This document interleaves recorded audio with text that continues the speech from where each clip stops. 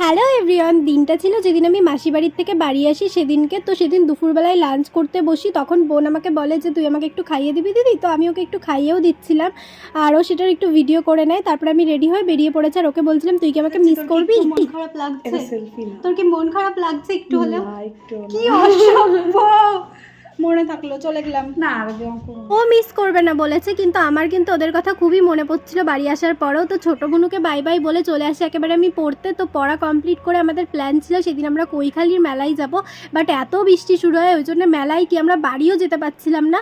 ওই জন্য একটা জায়গায় আমরা দাঁড়িয়েছিলাম সবাই মিলে, আর ওখানে দাঁড়িয়ে দাঁড়িয়ে বেশ আড্ডা দিচ্ছিলাম, গল্প করছিলাম, বেশ এনজয় হচ্ছিল। আর তার মধ্যে এত জোরে জোরে বৃষ্টি হচ্ছে, বাজ পড়ছে, ভয়ও লাগছিল। তার মধ্যে আমি আবার বৃষ্টির মধ্যে ভেজার জন্য চলে গেছি, কিন্তু এত লজ্জা পাচ্ছিলাম ওই জন্য আর না ভিজে চলে আসি। তারপরে পাশেরই একটা দোকান থেকে আমরা কুরকুরে নিয়ে নিই, কারণ খিদে পেয়ে গেছিলো। ওই জন্য আমরা একটু কুরকুরে খেয়ে যে যার মতো বাড়ি চলে যাই। তো ভিডিওটা এই পর্যন্তই, বাই।